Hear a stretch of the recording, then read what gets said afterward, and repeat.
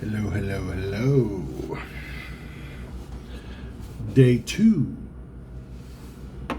of Tyson Foods trucking orientation.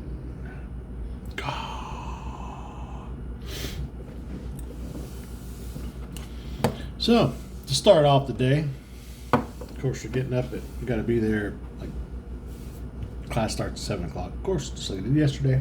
I'm talking to my wife as I'm doing this, too. Wifey's feeding her face. Hi, wifey.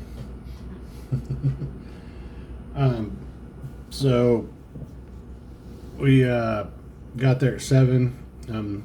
First thing they had us do this morning was fill out W-2 forms, your taxes stuff. We did that, and that was, like I said, right when we got there.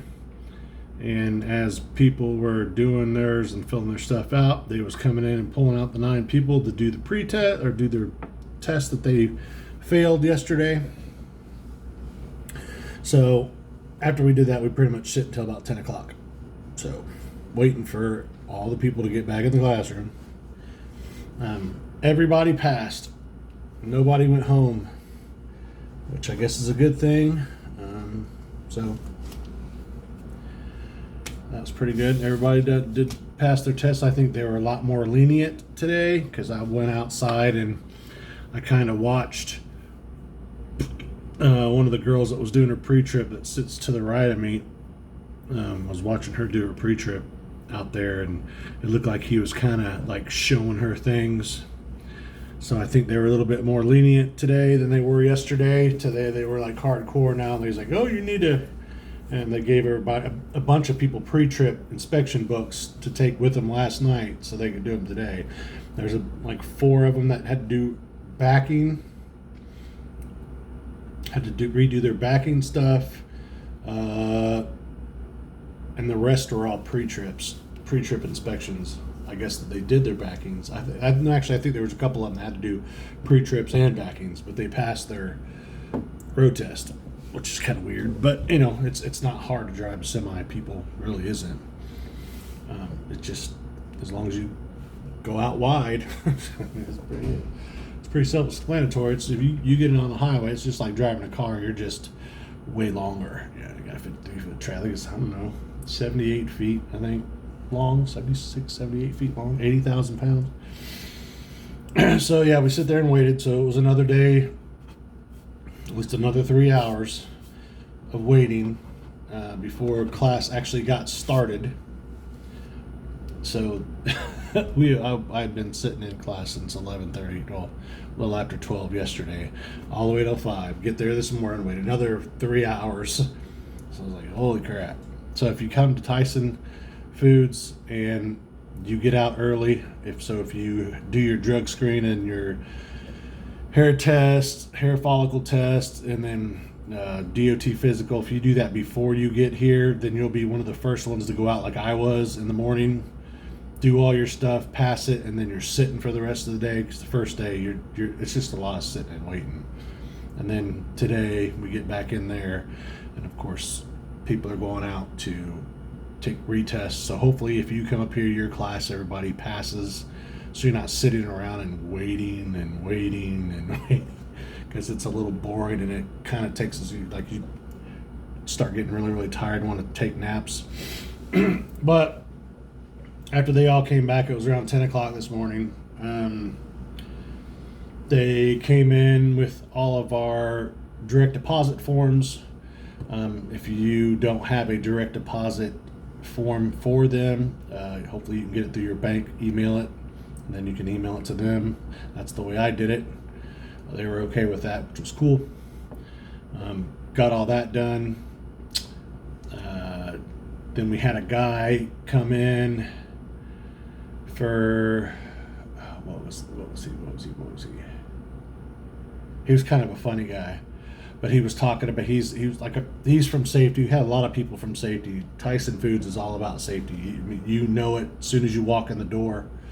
Like, their safety. It's all about safety here. Guy came in and started talking to us. We watched a video of fatigue driving. Everybody knows about fatigue driving. You know, when you're on the road, sometimes you get tunnel vision. Sometimes, like, you can literally I could be sitting here talking to you like this, just my eyes are still open, but I'm gone. I'm out. I mean, it happens in the truck drive. It's happened to me plenty of times. Kind of scary. Like, sometimes you'll zone out, and then next thing you know, 40 minutes or 40 miles has passed by, and you're like, wait a minute, where did it? Like, that's kind of weird. So he came in, talked about, we watched a video of this kid that was just got out of college and was an up and coming nurse, and started his mom in the graveyard next to his, you know, whatever you want to call it. What are those things called? Headstones. Yeah, she was next to his headstone. It's a huge headstone. And I guess then they showed a video of what fatigue driving does in this place in Arizona. But I guess the driver, I mean, it looked like he was awake. It looked like he was just driving. But he was running 65 miles an hour, and he was a tanker. He was driving a milk truck is what he was. He was driving 65 miles an hour, and literally the cars where the kid, that, you know, the boy and one of his friends was in the car. They were stopped, dead stopped on the highway, something, I don't know, whatever. But the driver is sitting there in the truck, and it looks like his eyes are open, and he just 65 mile an hour right into the back of this car, stopped car, and killed them both instantly. Ended up killing like 5 people altogether. Didn't get charged for it, which is crazy. But they showed like the dash cam of it, what it looked like. It was pretty bad. But anyway, he came in and just talked about, you know, like fatigue driving. That's all he talked about, was just fatigue.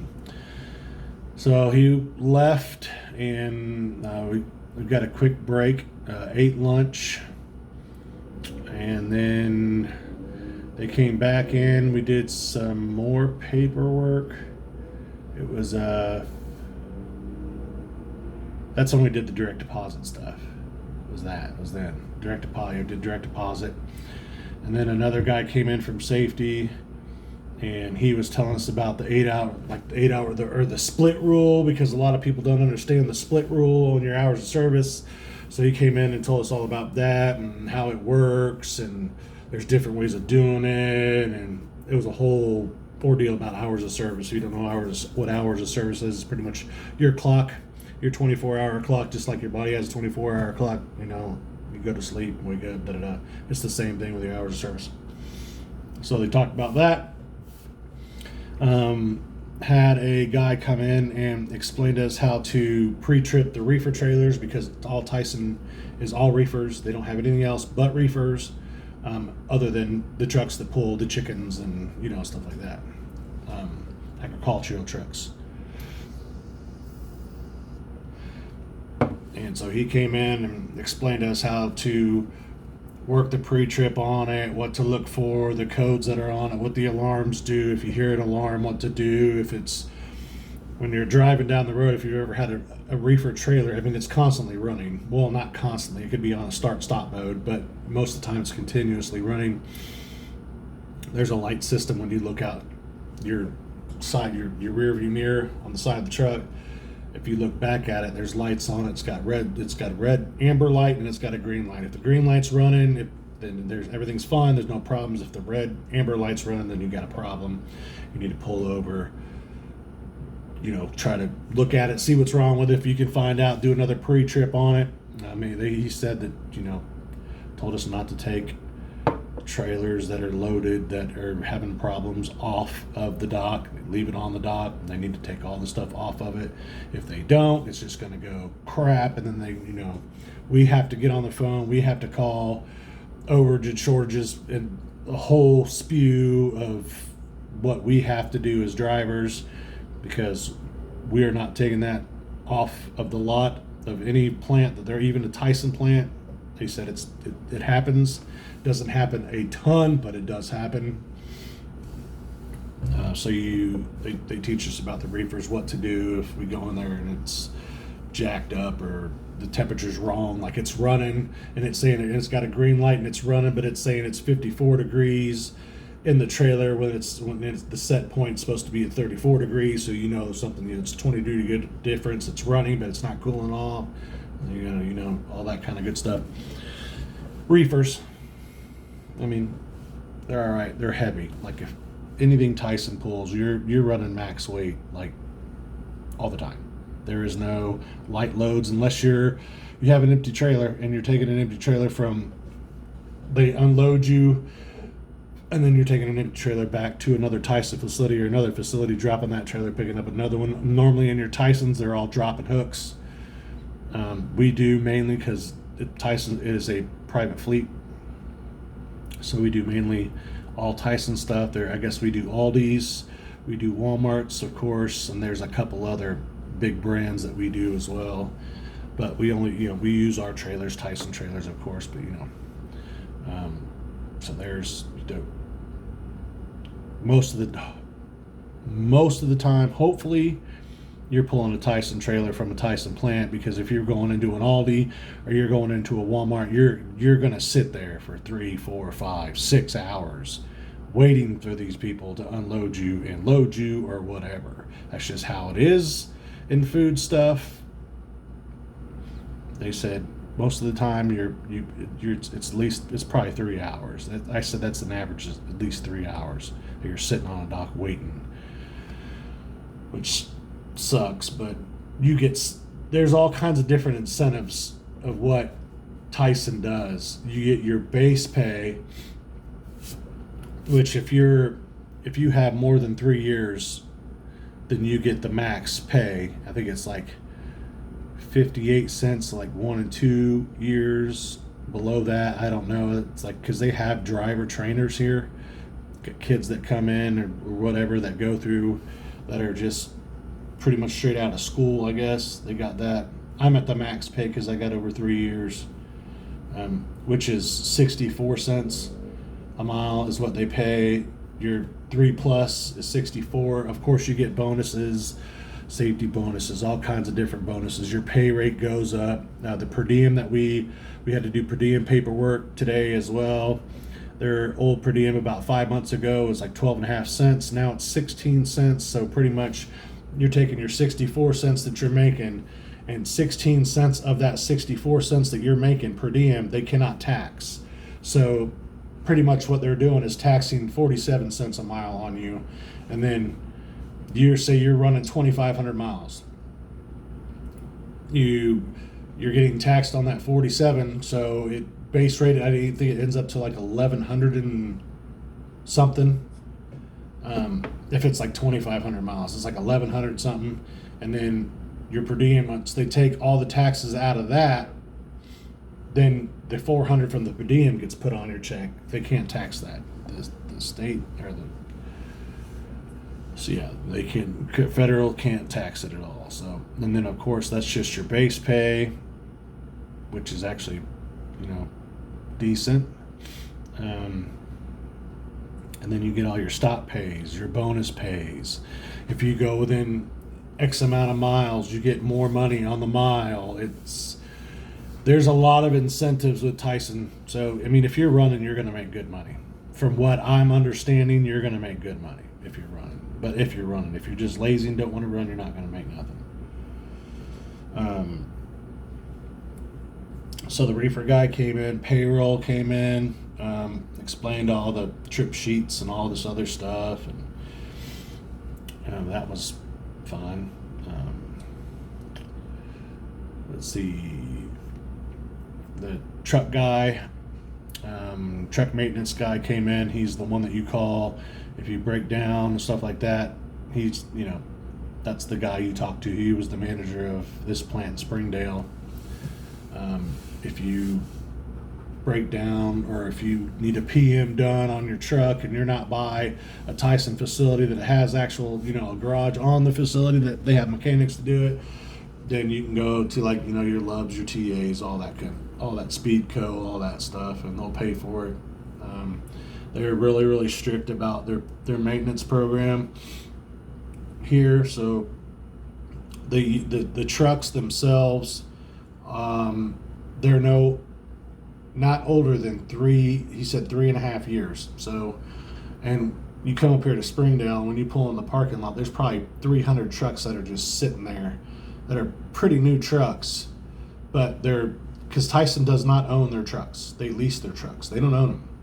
What they do, they run them for like 3.5 years, and pretty much as soon as their warranty runs out, they ship them back to whoever they lease them from. And they're constantly getting in new trucks. Like today, there was a ton of brand new Kenworths that were pulling in, and they were literally just sticking stickers on them and on the doors and then parking them. There was a lot of them out there. The guy said that more than likely our trucks that we get are probably, of course, are probably going to be hand-me-downs because seniority gets the best equipment. It's how the trucking company works, trucking business works. Yeah.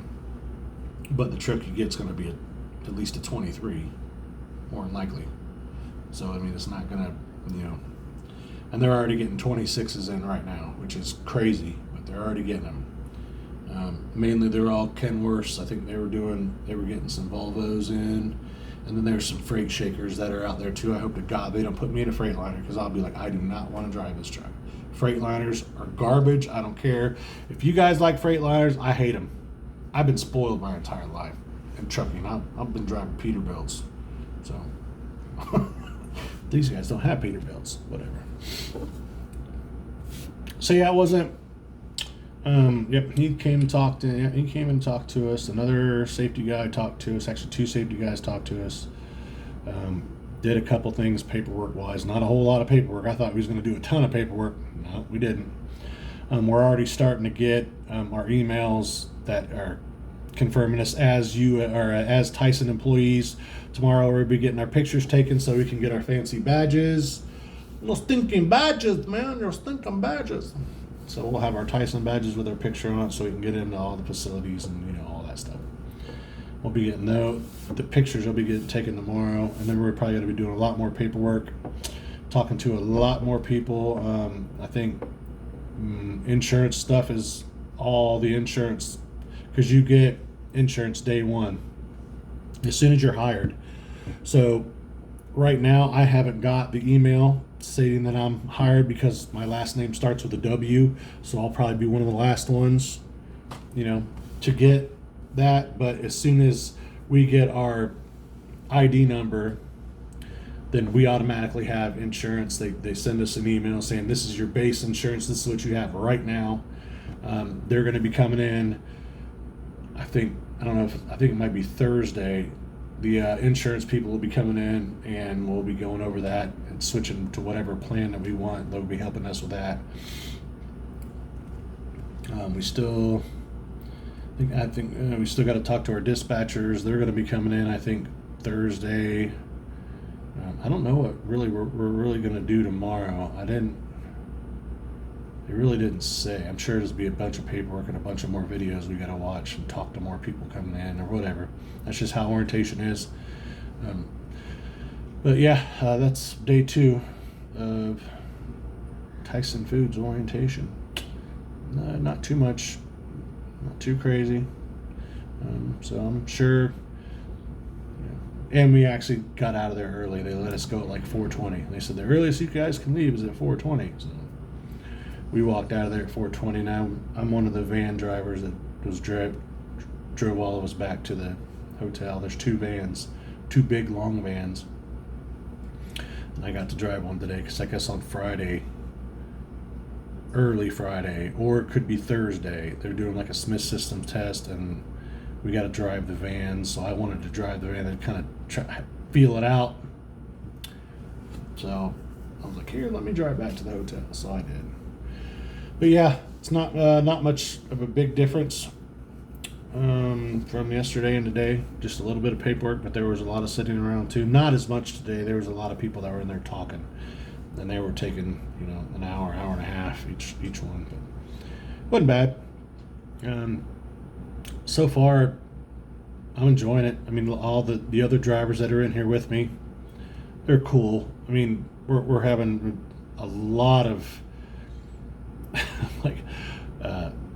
joking back and forth, giving each other crap, and which is it's pretty cool. We're all starting to get to know each other pretty well. I mean, out of the 15 drivers, you guys know the turnover rate, the turnover ratio in trucking is very high. So I'm guessing probably out of the 15 people that are in my class, I would say within the first year there'll probably be 3 or 4. The rest of them will be gone. Because a lot of people just jump from trucking to trucking to trucking to trucking to trucking. That's all they do. But so, all right. Well, just day 2 coming on and letting you know how it goes. Day 3 will be tomorrow. I will come back on here tomorrow and give you an update on what happened on day 3, day 4, day 5, and then hopefully on Friday I get my truck. Hopefully by then I'll have enough subscribers on here I can go live and do it live. If not, then I'll just make a video and you guys can watch it until I get 50 subscribers when I go live. But anyway, day 2 down in the books. Day 3 tomorrow. Y'all stay safe out there. Have a great evening. God bless. Good night.